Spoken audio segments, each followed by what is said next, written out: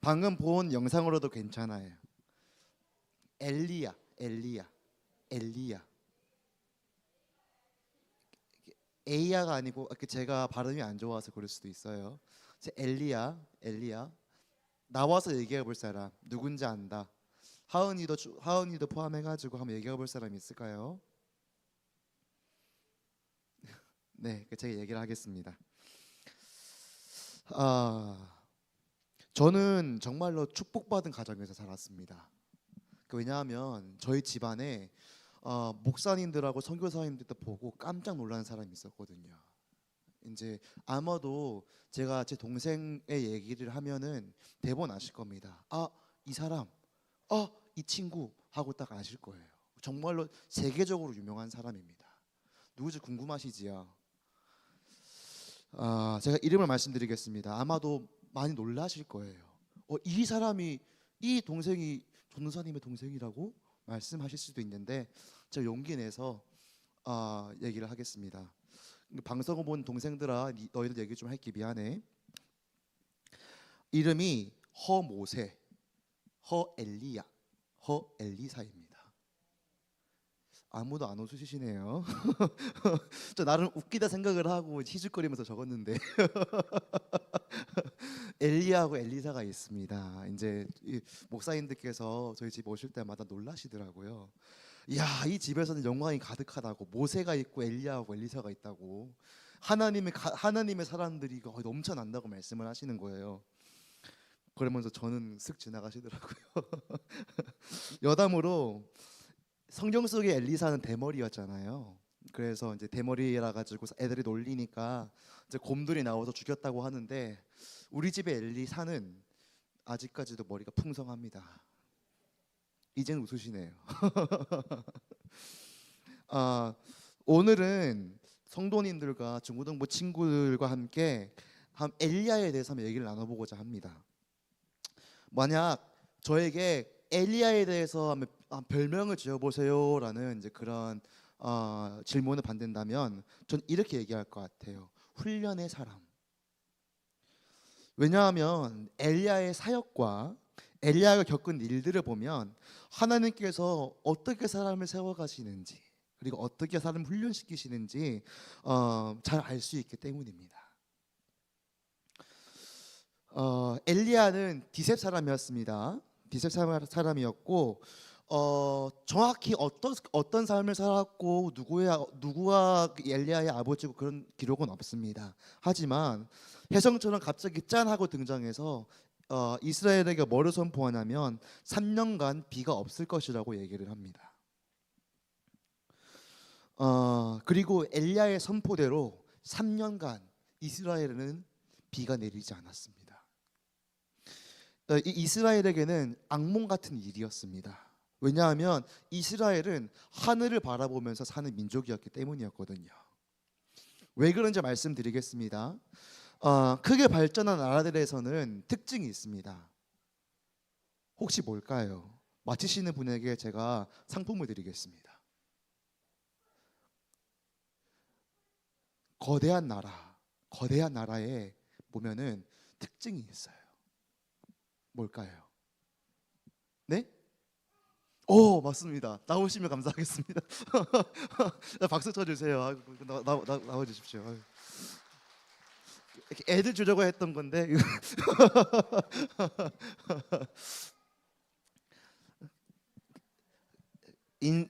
사시는 인생이 더 달달해지시라고 젤리를 드렸습니다. 바로 물자원이 있다는 겁니다. 예를 좀 들어볼게요. 이집트에는 나일강이 있었습니다. 나일강이 있어서 수자원이 풍족하잖아요. 그래서 농사도 마음껏 지을 수 있었고 그것 때문에 풍족한 이제 환경 때문에 문화도 많이 발전을 했고요. 과학도 많이 발전을 했습니다. 반면에 이스라엘에서는 물자원이라는 게 없습니다.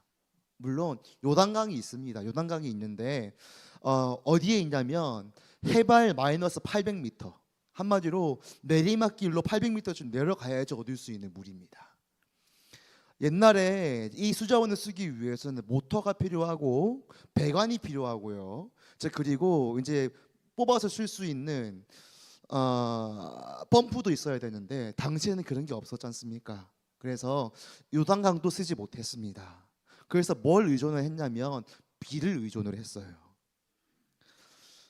이스라엘에서는 이 비가 두 번의 우기로 옵니다. 첫 번째는 이른 비가 오고요. 두 번째는 늦은 비가 옵니다.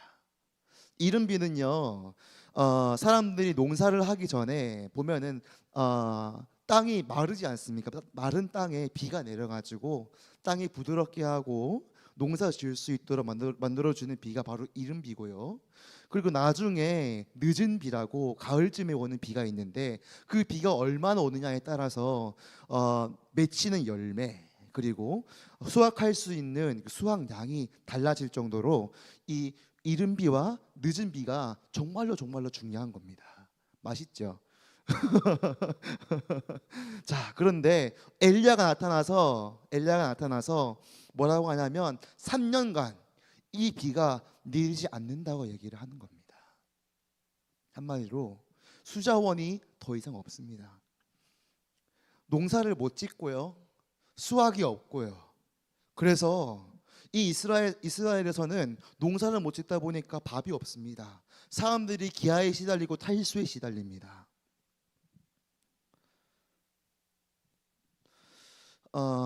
이 기간이 얼마나 심각했는지를 단편적으로 보여주는 것이 바로 사르밧 과부 이야기입니다. 사르밧 과부가 이제 필드에서 그 필드란다 이제 땅에서 구부리면서 나뭇가지를 막 줍고 있는 거예요. 우리 엘리야가 짠 하고 나타나서 나에게 빵을 좀 줄래라고 얘기를 하는 겁니다. 이 과부 입장에서는 이상한 사람처럼 봤을 거예요. 아니 지금 이 사람이 요즘 어떤 상황인지 모르나? 옛날에야 우리가 밀가루도 많이 있었고 뭐도 많이 있었으면 줄 수 있었겠지. 그런데 이렇게 3년간 아무것도 없는 때에 빵을 달라고 말이 되는 소리를 해 라고 생각을 하고 뭐라고 얘기하냐면요, 아이고 제가 뭐 저희 코가 석자죠. 제가 어떻게 하려고 했냐면 마지막 빵을 만들고 저하고 아들이 죽으려고 했습니다 라고 얘기를 하는 거예요. 이만큼 당시 이스라엘에는 물이 없었고요, 고통받았고요, 너무너무 힘들었습니다. 이렇게 심각한 상황인데 이스라엘을 다스리고 있다는 왕이 가만히 있었겠습니까? 찾으러 다녔죠. 엘리야 이 사람이 갑자기 나타나가지고 3년간 비가 없을 거라고 얘기를 하니까 3년간 진짜로 비가 없는 겁니다. 백성들이 허덕이고요, 왕도 허덕이고요, 아무도 풍족하게 묵거나 다들 기아 상태가 돼가지고 너무 괴로워하는 겁니다. 그래서 왕이 군대를 이끌고 하나님의 사람들을 다 잡아서 죽였고요. 나중에는 불철주야로 눈에 불을 켜고 엘리야를 찾아다닙니다. 그때 엘리야가 아합 왕이 나타납니다. 그러자 아합 왕이 이렇게 외칩니다. 이스라엘을 괴롭게 하는 자여 너냐? 이스라엘을 괴롭게 하는 자여 너냐? 이렇게 하는 겁니다. 그때 엘리야는 되려 이렇게 반문합니다.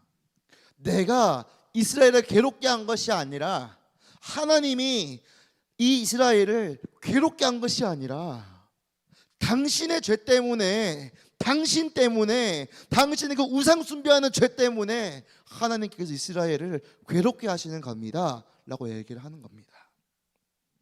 그리고 뭐라고 얘기하냐면요, 이제 그만하고 결판을 좀 내봅시다. 이스라엘 사람들 정하십시오. 하나님인지 바알인지.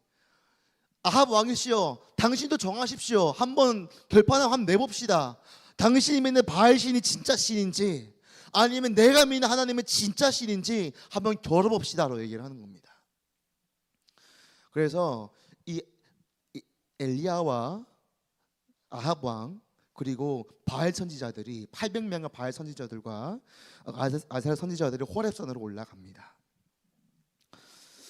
올라가서 오늘 영상에 봤던 일이 일어났습니다. 바알 선지자들이 하루 종일 북을 치고요, 하루 종일 소리를 지르고요, 하루 종일 손뼉을 치고 예배를 하는 척은 했지만 아무 일은 일어나지 않았지만 엘리야가 제단을 쌓고 기도를 한번 딱 하니까 하늘에서 불이 확 내려오는 겁니다. 사랑하는 성도님, 그리고 중고등부 여러분, 가슴이 웅장해지지 않습니까? 하지만 여기서 질문입니다. 이렇게 웅장한 일을 이스라엘 사람들이 경험했습니다. 이렇게 대단한 일을 아합 왕이 목격했습니다. 그 안에서는 수천 명의 이스라엘 사람들이 있었을 것인데 이 일을 보고 몇 명이나 돌아왔을까요? 정답은 아무도 돌아오지 않았다는 것입니다. 오히려 엘리야를 찾아서 죽이려고 했습니다. 아합 왕이 알았어요. 바알 왕이 진짜 신이 아니구나. 하나님이 진짜 신이구나. 하나님께 돌아가야지가 아니고 어떻게 하냐면요, 이세벨이 열받아가지고 엘리야, 내가 너를 죽여버리겠다고 하니까 아합 왕은 다 같이 죽이려고 합니다. 그때 엘리야는 그 일을 겪자마자 지쳐서 누워버립니다. 어느 정신과 의사분이 엘리야의 이 상태에 대해서 분석하신 분이 계세요. 그분이 뭐라고 하셨냐면, 엘리야의 지금 이 상태는 우울증 상태다라고 얘기를 하시는 거예요. 무기력하고요, 번아웃이 왔고요. 그래서 중증 우울증에 걸린 상태다라고 분석을 하시더라고요. 아무런 힘이 안 납니다. 그냥 힘이 다 빠졌어. 그냥 죽었으면 좋겠고 모든 게 다 의미 없는 것 같이 느껴집니다. 우리가 만약 엘리야의 입장이라면 충분히 가질 수 있는 마음일 것 같습니다. 한번 생각해 보시기를 바랍니다. 저를 대입해서 한번 생각을 해볼게요. 제가 3년간 이스라엘에 온갖 많은 일들을 일으켰습니다. 저를 통해서 3년간 비가 오지 않았고, 저를 통해서 밀가루와 기름이 끊임없이 쏟아졌고, 저를 통해서 하나님의 일들이 그렇게만 일어났는데 아무도 안 돌아오는 겁니다.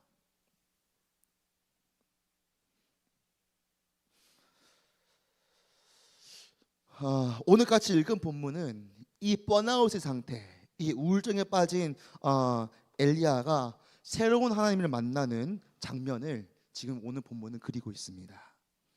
엘리야는 어떤 하나님을 만났을까요? 하나님께서 엘리야가 지쳐 있어서 아무 힘이 없는 엘리야를 부르셔서 호렙산으로 가라고 말씀하십니다. 그리고 오늘 본문 11절 다 같이 한번 찾아서 한번 읽어볼까요? 11절 한번 읽어보겠습니다. 시작. 여호와께서 이르시되 너는 나가서 여호와 앞에서 산에 서라 하시더니 여호와께서 지나가시는데 여호와 앞에 크고 강한 바람이 산을 가르고 바위를 부수나 바람 가운데 여호와께서 계시지 아니하시며 바람 후에 지진이 있으나 지진 가운데도 여호와께서 계시지 아니하며. 아멘. 엘리야가 하나님 앞에 섰습니다. 말씀하신 대로 호렙산 앞에 서서 하나님 앞에 섰습니다. 이때에 강한 바람이 불었습니다. 강한 바람이 불어서요, 산을 가르고요, 바위를 쪼갰습니다. 지진이 일어났습니다. 12절에 보시면 불까지 일어났습니다. 어마어마한 일이 일어났습니다. 뭐랄까, 우와, 이거 하나님이 아니면은 못하는 일들이야 라는 일들이 일어났습니다. 그런데 그 일들이 일어났음에도 불구하고 하나님이 안 계시는 겁니다. 그리고 여기서 엘리야는 충격을 받았을 겁니다. 왜냐하면 지금까지 만난 하나님은 어마어마한 하나님이었거든요. 지금까지 만난 하나님은 뭔가 떨어지고 뭔가 불타오르고 뭔가 막 흔들리고 뭔가 큰 일을 하시는 하나님이셨거든요. 그런데 이렇게 큰 일이 일어났는데 바위가 쪼개지고 산이 갈라지고 그리고 지진이 일어나고 불이 일어났는데도 하나님이 안 보이시는 겁니다. 엘리야는 찾고 있었을 거예요. 이 불에도 없으시고 바람에도 없으시고 내가 지금까지 만난 그 하나님이 없으신데 어디 계시는 거지? 하나님이 도대체 어디 계시는 거지? 이렇게 찾았을 거예요. 그때 하나님께서는 세미한 목소리로 엘리야에게 말씀하십니다. 오늘 본문 12절과 다음 절인 13절을 다 같이 한번 읽어보겠습니다. 시작. 또 지진 후에 불이 있으나 불 가운데에도 여호와께서 계시지 아니하더니 불 후에 세미한 소리가 있는지라. 엘리야가 듣고 겉옷으로 얼굴을 가리고 나가 굴 어귀에 섬에 소리가 그에게 임하여 이르시되 엘리야야 내가 어찌하여 여기 있느냐. 하나님께서 엘리야가 지금까지 익숙하게 접했던 불, 지진, 바람으로 엘리야에게 말씀하시지 않으시고요, 나타나시지 않으시고요, 작고 세미한 소리로 엘리야에게 말씀하셨습니다. 하나님께서 이렇게 나타나신 것은 제가 전에도 말씀드렸지만 엘리야에게 있어서는 충격이었을 거예요. 하나님이 내가 지금까지는 무슨 큰일이 일어나야지만 하나님께서 일하신다고 생각을 했는데, 내가 지금까지는 불이 임해야지만 하나님께서 일하시는 거라 생각을 했는데, 내가 지금까지는 어떤 큰일이 일어나고 내가 어떤 큰 사람이 되고 사람들이 모두 나를 주목하고 사람들이 나에 대해서 박수를 쳐줘야지만 내가 하나님 일을 한다고 생각을 했는데, 하나님께서는 그 예상을 다 깨시고요, 어떻게 하셨냐면요, 작고 세미한 소리로 말씀하시는 겁니다. 엘리야야 네가 왜 여기 있니?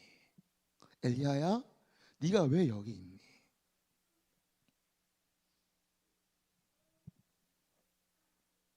사랑하는 성도님, 그리고 중고등부 여러분, 오늘을 살아가는 우리들에게도 이 엘리야가 얼마나 많은지 모르겠습니다. 그리스도인들 중에서도 뭔가 큰 일을 해야 한다, 뭔가 큰 사람이 되어야 한다, 뭔가 해야 한다 라고 생각하는 분들이 정말 많습니다. 그래서 내가 생각하는 좋은 성도의 기준은 내가 좋은 일을 했는가 나쁜 일을 했는가, 내가 어떤 일을 했는가, 내가 뭘 했는가, 내가 지금까지 뭘 했는가에 집중을 해서 좋은 성도 나쁜 성도, 좋은 사람 나쁜 사람, 하나님께 가까운 사람 멀어진 사람으로 판단하는 경우가 많이 있다는 겁니다. 하지만 기억하시기를 바랍니다. 하나님께서는 뭔가 커 보이는 것에만 계시지 않으십니다. 작은 곳에도 계십니다. 아마 하나님께서는 작은 곳보다 크게 임재하실 거예요. 그렇다면 여기서 궁금합니다. 작은 일이라는 게 뭡니까? 어떤 사람에게는 작은 일이라는 게 화장실 청소하는 걸 수도 있어요. 하지만 어떤 사람에게는 그 화장실 청소하는 게 큰 일입니다. 어떤 사람에게는 요리하는 게 작은 일이지만 어떤 사람에게는 요리하는 게 큰 일입니다. 어떤 사람에게는 칭찬해 주는 것이 작은 일이지만 어떤 사람에게는 칭찬해 주는 것이 정말로 큰 일입니다. 정말 그렇다면은 여기서 우리가 말할 수 있는 작은 일이 뭘까요? 바로 나의 중심입니다. 내 중심이 온전히 하나님께 붙들려 있다면, 내 중심이 온전히 하나님을 바라보고 있다면, 내 중심이 하나님과 온전히 동행하고 있다면, 제가 숨만 쉬고 있어도 하나님께서는 저보고 이렇게 말씀하실 거예요. 너는 큰 사람이야. 너는 대단한 사람이야. 넌 나와 함께하는 사람이야 라고 말씀하실 거예요. 반대로 내 마음이, 내 중심이 다른 데가 있는데, 내 중심이 하나님이 아니고 다른 거를 보고 있는데, 내 중심이 하나님이 아니고 돈을 바라보고 있고 사람을 바라보고 있고 다른 어떤 사물에 꽂혀 있는데, 제가 하나님의 큰 일을 한다고 한다면 하나님께서 이렇게 말씀하실 것 같습니다. 너는 작은 자야. 너는 큰 자가 아니라 너는 작은 자야 라고 말씀하실 것 같습니다. 여기서 궁금한 게 있습니다. 제가 중심이라고 말씀드렸습니다. 중심이 하나님 바라보고 있어야 한다. 중심이 하나님을 바라봐야 한다. 내 중심이 하나님을 넘쳐나야 한다고 말씀을 드렸는데, 이 중심이라는 게 뭘까요? 너무 궁금하지 않습니까? 우리가 설교를 들 때 계속 얘기를 듣습니다. 우리 중심이 바로 서야 한다. 우리 중심이 하나님께 바로 서야 한다. 하지만 이 중심이 뭘까요?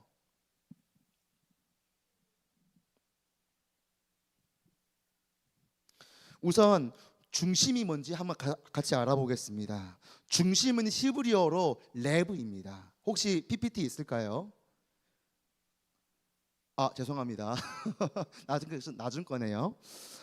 히브리어로 중심은 바로 레브입니다. 이 레브란 뜻은 마음, 내면, 의지, 생각을 얘기합니다. 그리고 헬라어에서 중심이란 단어는 바로 카르디아입니다. 카르디아가 원래 뜻이 심장이거든요.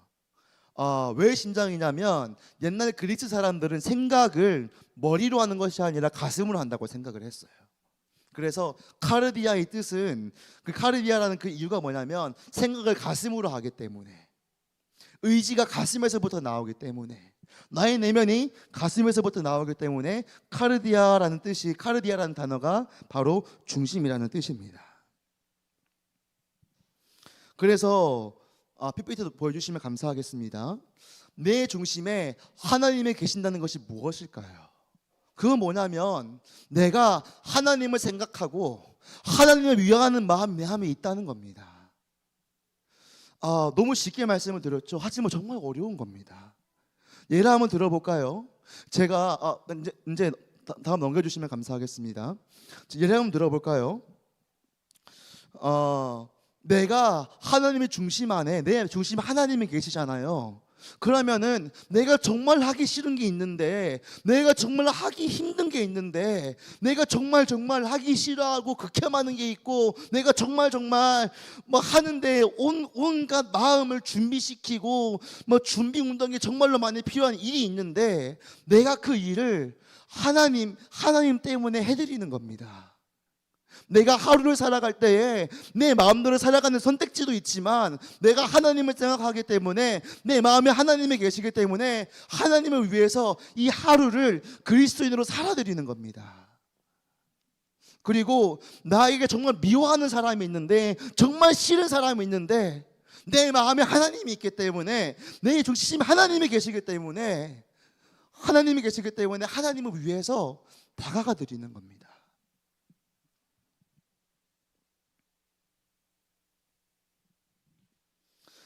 사랑하는 성도님, 그리고 중고등부 여러분, 하나님께서는 우리가 얼마나 큰 일을 했고 얼마나 대단한 일을 했는지는 죄송하지만 별로 관심이 없으십니다.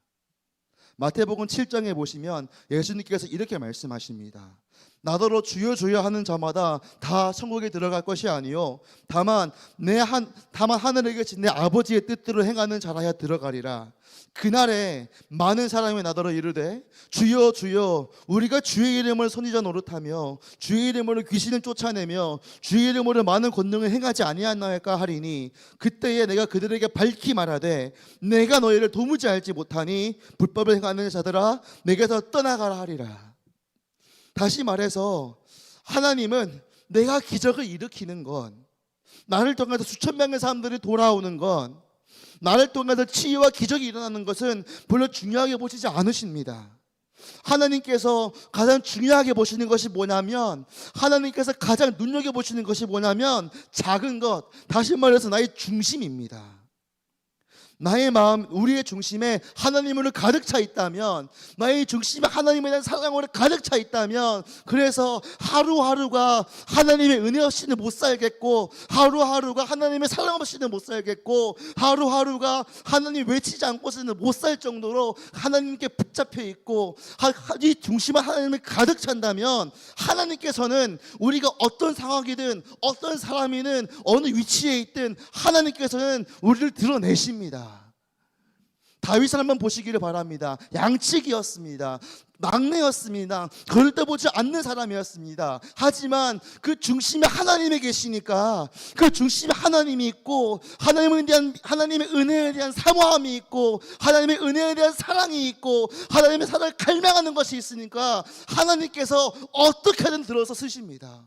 어떻게든 들어서 왕으로 만드십니다. 우리도 마찬가지로 내 중심은 하나님이 계시잖아요. 하나님께서 우리를 높이 드십니다.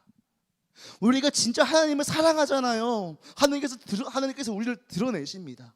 봐라, 나를 사랑하는 자라. 봐라, 나를 겸손히 나를 의지하는 자라. 봐라, 나와 함께하는 자라. 봐라, 나와 동행하는 자라. 이제 엘리야를 한번 보시기를 바랍니다. 엘리야는 번아웃과 우울증에 걸려서 하나님께 이렇게 말합니다. 내가 만군의 하나님 여호와께 열심히 유별하오니. 엘리야가 했던 이 말에 엘리야의 심리적 상태의 원인이 나옵니다. 하나님, 제가 하나님을 위해서 열심히 일했습니다. 제가 하나님을 위해서 열심히 일해서 이러이러한 결과가 나와야 하는 거 아닙니까? 내가 이만큼 열심히 했는데 이러이러한 결과가 나와야 하는 거 아닙니까? 내 생각에는 이만큼 했으니까 내 생각에는 이만큼의 결과가 나와야 하는데 아닙니까?